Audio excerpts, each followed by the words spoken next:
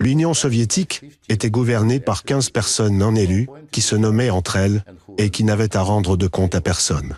Alors que l'Union européenne est gouvernée par 12 de personnes qui se sont choisies entre elles, qui se réunissent à huis clos, qui ne rendent de compte à personne et qui sont indélogeables. On pourrait dire que l'Union européenne a un parlement élu. Bien, l'URSS avait aussi une sorte de parlement, le Soviet suprême. Ils approuvaient sans discussion les décisions du Politburo. Tout, comme au Parlement européen.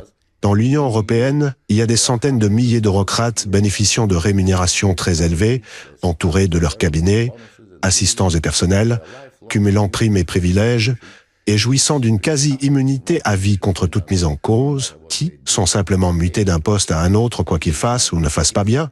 N'est-ce pas exactement comme le régime soviétique? L'Union soviétique a été créée par la contrainte, et bien souvent par l'occupation militaire.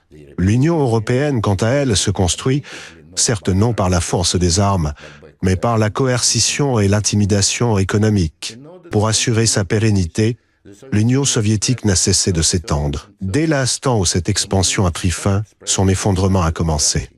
Et je soupçonne qu'il en va de même pour l'Union européenne.